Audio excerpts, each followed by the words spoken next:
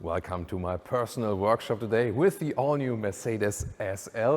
Well, I'm just kidding. I would like to own such a workshop, yes, but it's a great setting here for the all-new SL generation. And this time, AMG took over. They are now the responsible force behind this model. So this one is officially the Mercedes AMG SL. Is that a right decision? We will find out today here with Thomas and Autogefuel. Let's start with the SL55. This is already a V8 model, and in the front we can see very strong AMG styling, Panamericana grille. That means it has this A-form and the vertical fins right here. And it's also a very characteristic thing that they kind of cut in the hood right here. So the whole hood is basically on the inside, and there's always an outside part staying. The headlamps come standard with the so-called digital light. This is working with micro mirrors, so you can really adjust also the high beam functions, the most elaborated light that Mercedes has to offer. In the length now, 4.70 meters or 155 inches, so it has grown a little bit in length if you consider the predecessor version. 21-inch wheels we have here, 19-inch would be standard, then you can go to 20-inch, would be standard for the 63 model, and here then 21-inch, already a massive styling, and also this V8 bi-turbo badge here at the side. And what is that? 4MATIC? For an SL? What? Yes, the first time all-wheel drive in the Mercedes SL, that you can also get the whole power to the ground. Soon more to the engines. We have the open setup here at the moment, very straight design line right here. The SL has always been about simple design lines. That's what's also making it quite timeless, you know. Then very slim and horizontal drawn tail lamps. We'll also soon have a different color for you. And look at that, I mean, this three-quarter view here with a rather round shape. So the SL has become rounder, kind of like full circle. So the SL started as a pure sports car back in the days, like 70 years ago, and had also a rounder shape. Then it became more like this rectangular design. You can also check out the Mercedes SL Generations video here on Autogefuel. And now it has come back to being a sports car and also having a round shape. This one will be an integrated wing, by the way, and it can be adjusted in 6 different angles. It automatically does that depending on the speed.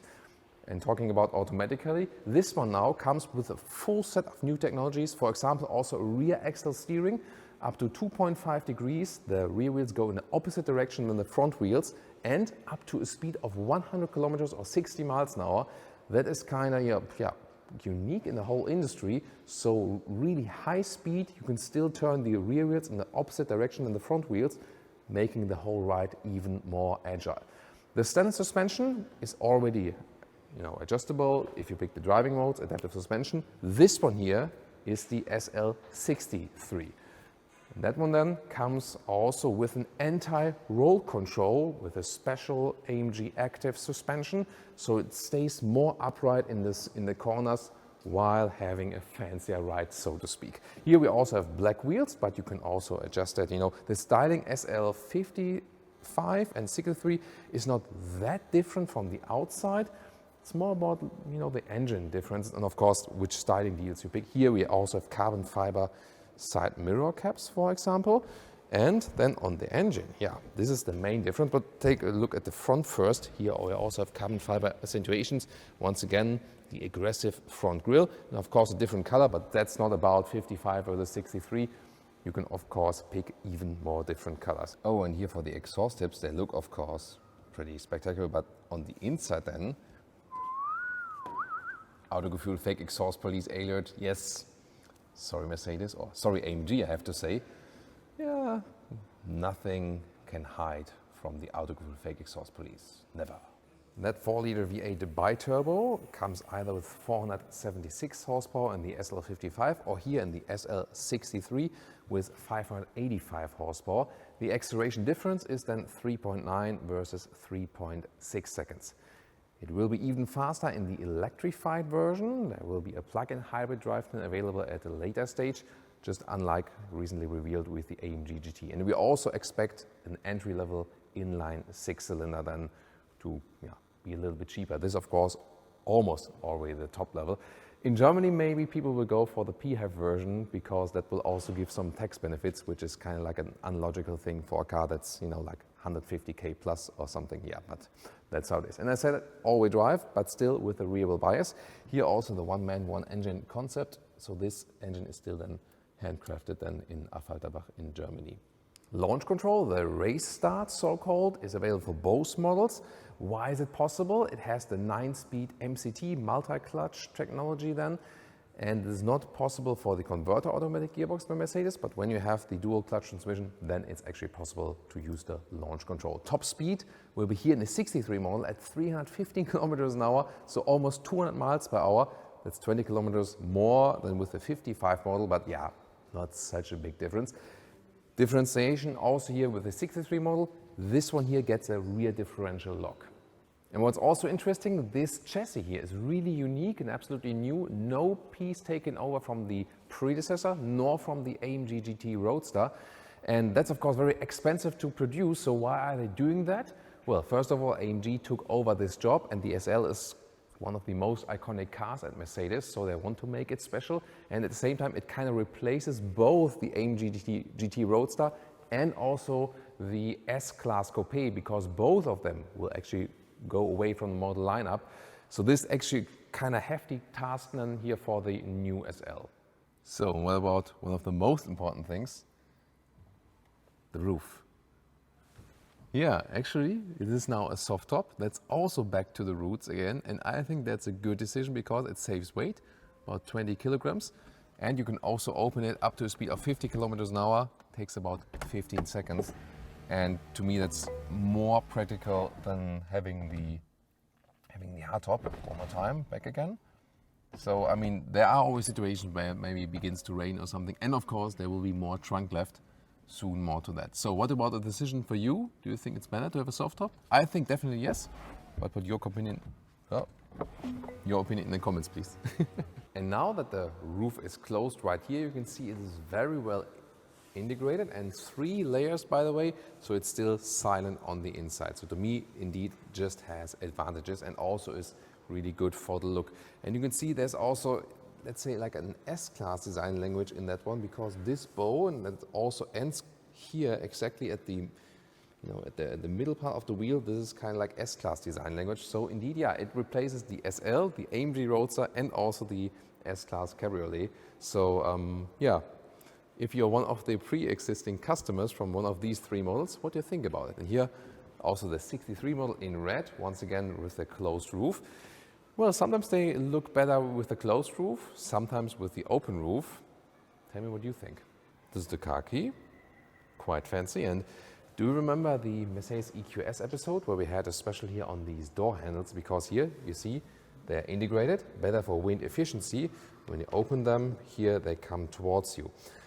And they claim it's better for wind efficiency. It is actually, but then I did some research and the result was it doesn't have a big effect. So it's more about design and, like showing off functionality. And indeed, it's a thing that is annoying you constantly when you own this vehicle. So it's better to have classical ones, but here they are actually standard. To me, I think hit and miss definitely with this technology piece. Inside of the doors with contrast stitches here and everything wrapped tightly. Nice integration of the ambient lighting right here. And then these seat controls here, they are from the C-Class or S-Class taken over, and you cannot move them anymore, and that's also a step backwards. So they do react, of course, they do change the seat, but you don't get any haptic feedback anymore. And also these, capacitive curves, #capacitive curves, one button serves it all. Here for seat heating, seat cooling, and you see how it's one button. How can it be in a 150k car? I don't understand. However, what is really cool and fancy, I love these turbine wheels here, retro design, and also with illumination on the inside. Then you have the sporty AMG steering wheel, because this is automatically always an AMG. Flat bottom, 2-fin design, but once again, #capacitive curves with the buttons here. It looks clean and cool, but it's harder to control than before. Then you have digital instruments as standard, zoom more details to that, 12.3 inch, and on the right side is the vertical screen we also know from the S-Class or the C-Class, also zoom more details to that. And it can even be flipped, kind of like, it's really very interesting. Seats here, these are the standard sport seats.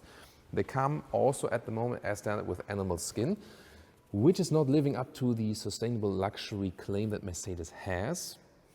They promise, however, they will deliver something else also in the future.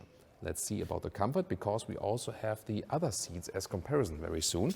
Then let's get inside, and you sit low, and it definitely feels really sporty. So indeed, you rather feel it's an AMG than, you know, you would think about, oh, you know, that's a comfortable Mercedes SL or something. So you see this whole shift back to being a sports car. So you, yeah, headroom-wise, no problem. I mean, it's 86 or 601. That's why I left the roof closed here at the moment. But still, you know, decently comfortable. In the driving review coming up at a later stage, stay subscribed if you want to see that one as well. Then we'll also tell you all about the long-term comfort of this vehicle and, of course, also the performance. But so far, it's really more saying like, don't cruise me, race me. To show you more about the most special thing about this, Jonas was nodding with the camera. Yeah, sorry. Yeah, that's how we have fun when filming, you know, yeah, everyone has to have their jokes. So to show you the most special thing about this new interior, let's open the top again, and there are 3 ways to do that. I'll start with the best one, with the key. Hold the opening button or hold the closing button. This will be the most convenient thing, because there are worse ways to come. Here you have this, you know, one button capacitive curse thing that you press this button, and the second best way would be press it and then press and hold it again. Then it's supposed also to open and close again. The way that's the most obvious one, but it's the worst one, is here. You click this button, and then you come here to this menu, and it's like, really? I mean, are they seriously putting the convertible opening on a touch screen, and you have to slide and hold your finger and tape it while having that, you know, like, is that serious? Yeah, it opened now, but when I own this vehicle, it's very certain I will never ever use this function in that way. The key will be my best friend. This is your driver's cockpit. Here you have the drive mode selector, and this is a very practical thing to have instead of doing something in the middle console. On the left side, you can actually change then what you want to change here, like suspension or exhaust note and so on. And yeah, most of the time you probably will not use it, because when you use the Sport Plus mode, then the exhaust note will also go a little bit, you know, more present. Then the capacitive buttons here on the steering wheel, this for cruise control, this here to change something in the digital instruments, and on the right side then to change something in the main infotainment screen, and this then here for the volume. Here we go. And well, what about the digital instruments? They have a special new form, more like a driver-focused form, and you also have different gauges. Here, red sports gauge, yeah, that looks fancy, or a more classic gauge, like this, or even understated, like this, or what about the full GPS screen, like this, all over the place. One we have there, track pace. So the SL63 will also have a special race driving mode, by the way. But so far, this looks all very crystal clear. Here in that interior, by the way, really nice Dynamica split also here for space and 2 USB-C chargers. In the front then you have the cup holders, 2 more USB-C chargers, inductive charging pad for your phone, because Apple CarPlay and Android Auto is wireless or with a cable you could pick, and this is the CarPlay integration right here. Both vehicles are equipped with the Burmester sound system, but this one here has an additional speaker in the rear, and there we clearly hear that we have a more 3-dimensional sound experience, so that will make a difference definitely. Other than that, we have the main menu by Mercedes right here. This MBUX we know from the S-Class and the C-Class. And a unique all-new feature here for Mercedes, because this one has the open top. Here, there's a button for the display angle, and then you can actually change the display angle right here. So to protect it against glare, and that way also it's closer to the fingers when you're driving, like this. So it might be a good thing. So interesting new innovation here. And you see here the temperature unit is always in the lower part, and yeah, in that way you can easier access also the temperature unit. You can also say, you know, like hey Mercedes, and set temperature to 22 degrees. That will also work, and depending also on the web connection, that even got activated by that. So yeah, and let's fold back again. See, yeah, here we go. Oh, it's obviously so. Okay, yeah. So you only need to press the button, so don't have to go in the screen. So that's also Homer Simpson style, right? Display in. display out, display in, display out. So, and then let's check out the GPS like this. Also quite responsive, so that's fine. And of course, the most important thing here for me would be, hey Mercedes. Hey Mercedes. Let's just use the button. Open the sunroof. Sorry, this vehicle doesn't have a sunroof. Does it? Some might remember it from the R129. It's the return of the 2+2-seater or of the rear bench. And in this case, you can actually sit there. You're allowed to, but yeah, it's maximum of 150 in meters. So it's rather for children or to put bags in there. But of course, way more practical than having nothing back there like in the predecessor. You can also here have this automatic sliding function, but I don't even have to try to sit there because nor from the headroom nor from the legroom it would work in any way.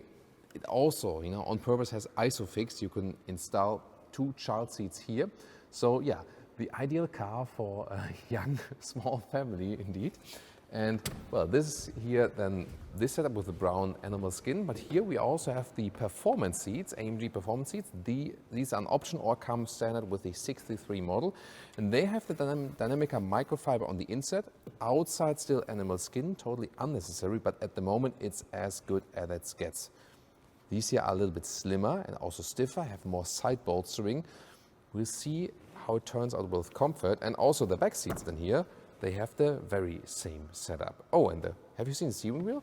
Here in the 63 model on the interior, you also have the Dynamica microfiber at the sides. The seat itself is stiffer and slimmer. That might reduce comfort. Then at the same time, you have the microfiber surface. You don't slide on it that much, and it also stays a little bit cooler in summertime, for example. So it will depend on your individual body which one is better. So the first seating impression is that the base seat has better comfort. It's sometimes also very thin in long-term driving. Maybe we have the chance in the driving route to test both actually for a longer time and then tell you a final verdict. The new SL will come with the air scarf as standard feature. That's the neck heater. You can see here, the air is being sucked in here and then blown out right here, and it's also warm. So that might be a nice feature then for these, let's say, transition days, like in spring and autumn, for example, when it's not that cold but not that hot. So I usually don't use it because in winter times I have like big jacket on, and in summer times it's hot enough, but some really love it. What about you? This car is so full of fancy tech, but this one here, the mechanical piece, will be still one of the most important ones you can get, because this one here is the classic wind deflector, and it will keep so much wind out of this vehicle while driving. So to me, one of the best things, because the back seats are, yeah, you know, more or less just storage, and then to have this one here will be the best thing to have to reduce the wind in the car. Now let's check out the trunk. Here we go, electric opening and a really high loading sill in this case. And yes, even this one is measured in length here at Autogefuel. So yeah, this one right here, this is like 80 centimeters or about 30 inches, like here. A little bit longer right here. This is then more, you know, like a meter or 40 inches. And the height here, this overall height, about 38 centimeters or 14 inches. This piece here can be put in when the roof is closed. Then you have a little bit more in height here. When the roof is opened, then it's just limited like this, and you have to keep it like this. So what about the cabin trolley in here? Let's imagine the roof is open. Can I put it in? Okay, some Tetris game is on like this, so a cabin trolley fits in like this even when the roof is opened. And this might appear small to you, but when you are, you know, an owner of an R231 or a 230, this one is actually a luxury trunk, you know. So the soft top definitely enlarges the trunk area. That's the most important thing. So far, the Mercedes SL was the comfortable cruiser, the elegant roadster, or the elegant, you know, icon. But now, as AMG took it over, will it be really the sports car, not the elegant cruiser anymore? Was it a wise decision that AMG took it over? Looking forward to your comments. And of course, well, at the end of the day, we will only find out more about this question if it was right or wrong when we can drive the vehicle, which is to come very soon.